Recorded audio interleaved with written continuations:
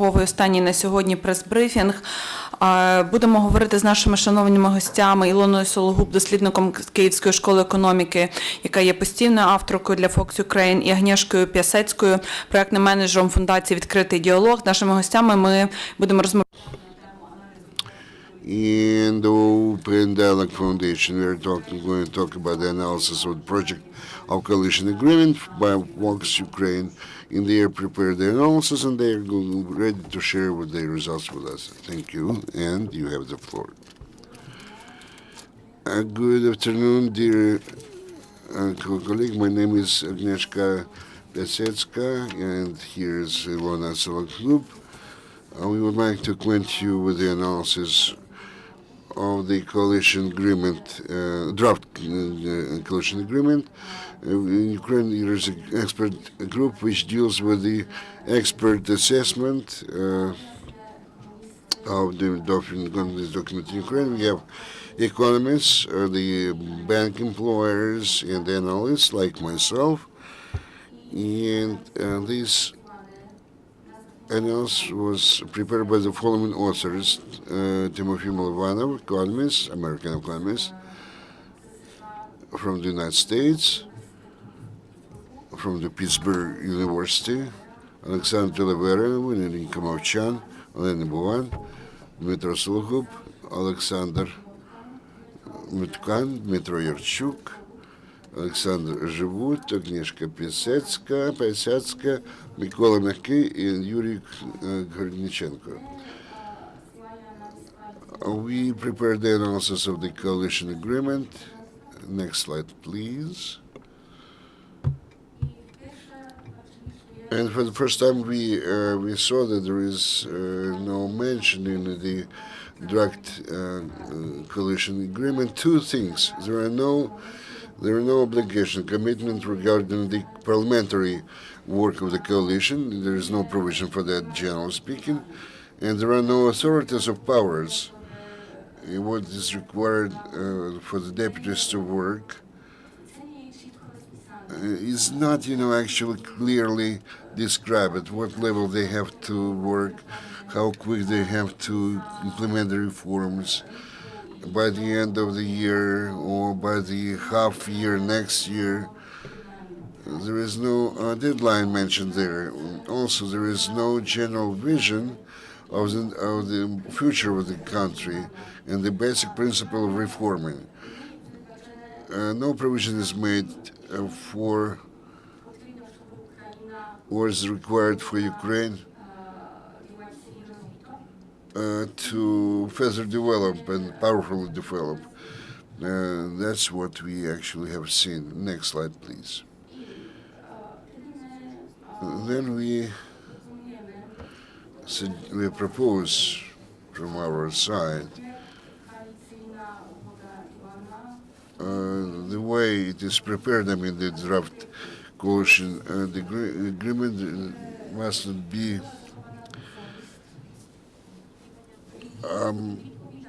must be mentioned the transparency, equality, and let's say accountability before the society. Also, we have to. There must be no bargaining. Must be transparency, equality, responsibility, accountability, and the reduction of corruption and deregulation in Ukraine. Next slide, please. Now I'd like to give the floor, turn the mic to my colleague, Elona Sologub. Thank you. Good afternoon to everybody. So, I can, actually what I can to add, that this is, must be, it's more a program of the actions for the government and not the coalition agreement for parliamentary, because they have to mention parliamentary work there. But it's not that bad if we consider that to be the program of the government activities. But there is, it lacks a major component, the general vision and the fundamental principles underlying this program. And we believe that some of the provisions of this agreement, they're some kind of market-like, and there are something which tells us about liberalization of economy, and some of the sections seemingly as if are taken from the program of the Communist Party. So we suggest that we should introduce a special section or the principles into this agreement that the functions of the state must be minimum or minimal in the protection of the rights of citizens in providing or rendering services must be in the poor. It should be conveyed somehow to the citizens that the citizens must bear the maximum responsibility for their welfare, for the development of their community, their urban community or the village community, district, etc., etc. We also analyze this agreement based on those principles of liberalism, free market, etc., etc. In the sections, give the following grades. If you're talking about the exception, if some of the measures and steps can bring about regulation, introduction of the market relations in some sphere, the elimination of corruption or the reduction of corruption, etc., etc., improvement of the situation in certain sector sphere. Then next section, let's say maybe some they are more or less worked out, but not to the not completely. And again, not passing or not acceptable. There are some bad, let's say, drawbacks or shortcomings in or some of the those sections which we could not assess because they mostly contain the general phrases. We could not possibly evaluate those. Now I give back the mic to Agnieszka. We are going to continue to play the bad and good and bad policeman, and Agnieszka will tell you about next portion of the information. We were happy to see here that the reform of the law enforcement system is clearly revisited in the coalition agreement. There is a clear description of the duties and rights, but there could be a big, let's say, resistance on the part of the law enforcement bodies because of, let's say, because of the decrease of the payment, let's say. Not decrease of their payment, but the loss of their authority and the corruption associated profits. Again, it's not always clear how we can translate this into life. Next one.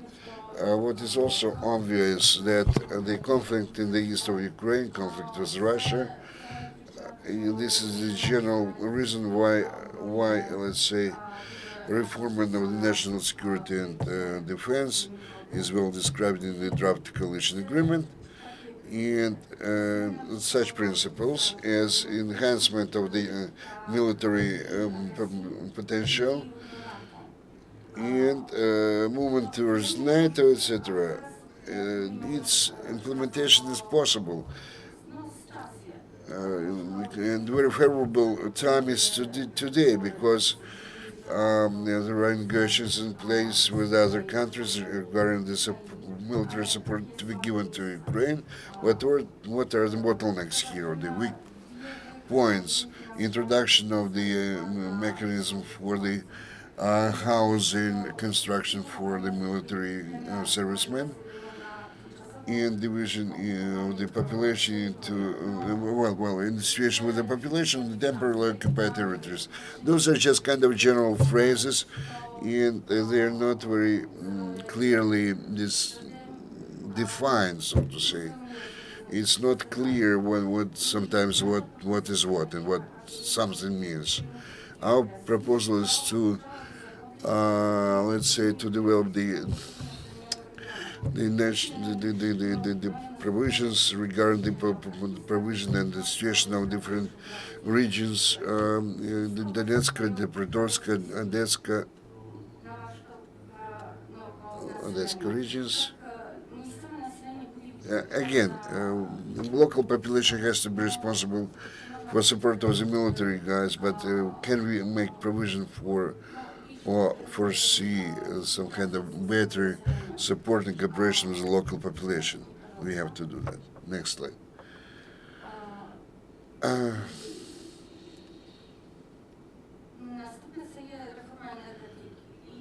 Next, the energy sector reform and deregulation, increasing transparency, reform of naphtha gas, liberalization of markets, let's say promotion of investments, elimination of subsidies, control over the prices and other anti-market mechanism, introduction of the third energy package of EU. Let's say implementation is technically possible, though quite possible is the resistance of those groups which have the corruption interest in this sphere. But we also saw that the draft coalition agreement is just clearly rewritten, and this is the or revisited. This is the effect of the foreign expert support, because the energy reform is also provided for in the agreement between Ukraine and EU. And again, back to my colleague, I can only add that energy reform is the best, let's say, crystallized, I would say, the section. If it can be implemented, it would be really good. And those sections which received bad marks, agriculture, I don't know why the land market is so scary to somebody, or introduction of land market, but some of the measures have been provided, like cancel some of certification, like veterinary vet certification, something else. This is positive, and some other things. But in general, the reform of agriculture makes provision for overseas, envisages the regulation and the state control, and such programs will, let's assist to the countryside. I don't know what for, or just send everybody to the countryside and know how they're going to do that, etc. Economic development, again, person is made some state support of the sectors which are going to be drivers of the growth, and who is going to determine those sectors, what criteria are going to be used for this, and how they can actually determine those is not understandable, and why we should determine those and support those. We suggest that we have to create just normal working conditions for the work of all the enterprises, the operation of all the enterprises, and allow people to have the more lengthy horizon for planning. As for the constitution reform, the whole section consists of 3 paragraphs. In general speaking, there is no mention of constitutional reforms, principles, though again, no mention about decentralization, what it provides for, setting up of some temporary commission of the Verkhovna Rada, which is, in our opinion, is not very good, because reforming the constitution, reformation, if you would like to have a very good and quality process of that, we have to have some constitutional assembly involving experts and the specialists which are able to develop a draft the constitution for a long term, which could serve the generations to come, and not only to this specific parliament. Thank you very much. That's all we wanted to share with you. Questions? I have the question. What text of the agreement you analyze? Because the text is, it's being changed almost every day, and new changes and amendments are introduced daily by different members of the coalition. You know, the draft, the option, which was published last week on the presidential website. How do you assess? My question goes to Ms. Agnieszka. Why the process of formation of coalition is so slow? What consequences might have for the state, for the economy, and the future parliament? No. We know that all the negotiations, in kind of political negotiation, the former chairman of the prime minister It's Nuke and Piasecka, the ministers who used to be in the government of Piasecka. They do not want to work. They would like to wait until they get new positions, maybe. And again, who is going to be the minister or a minister? There will be new faces. We are going to see those new faces or not. You need some more concrete information regarding the directions of the detailed things.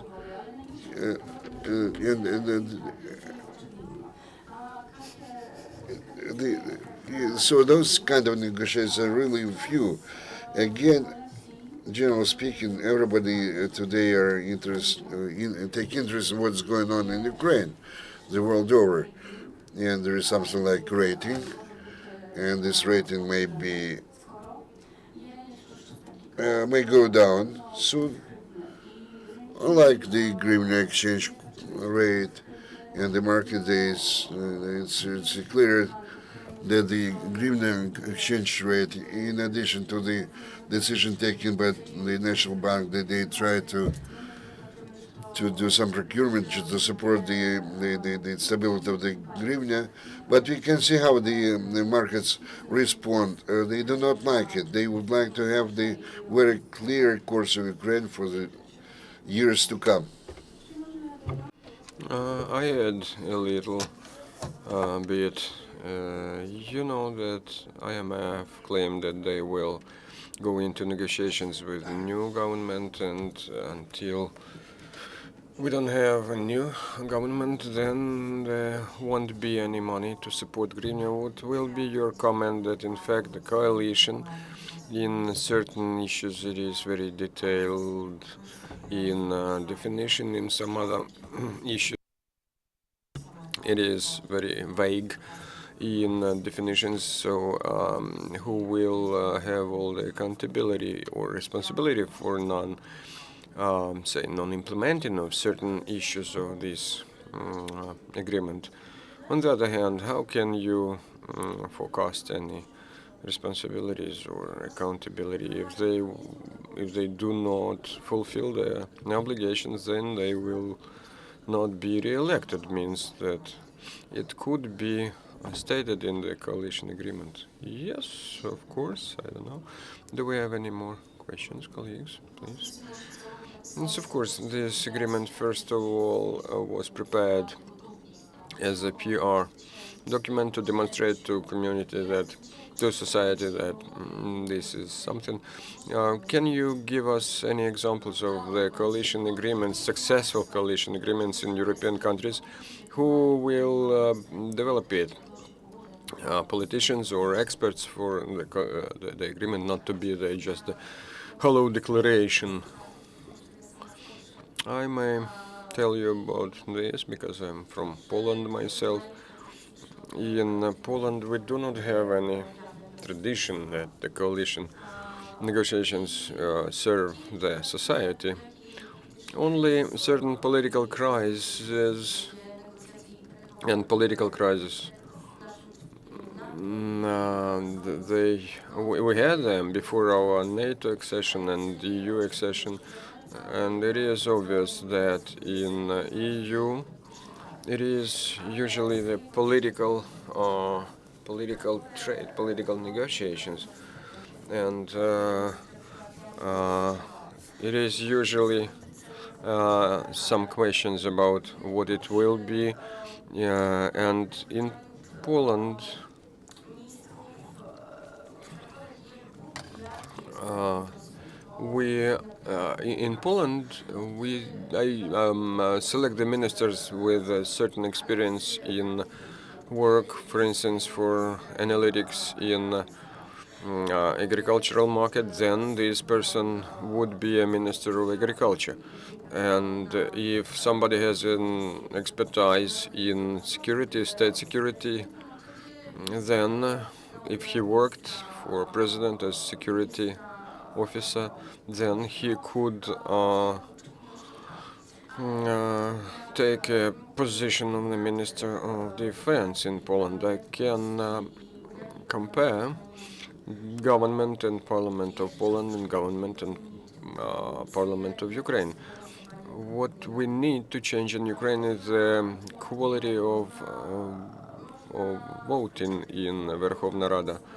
Of course, you may switch on reforms, you may change laws, but if laws are rewrote in one night and society doesn't know anything about the new text, new language of the law, and immediately in the morning they have voting for this law, then it's not good.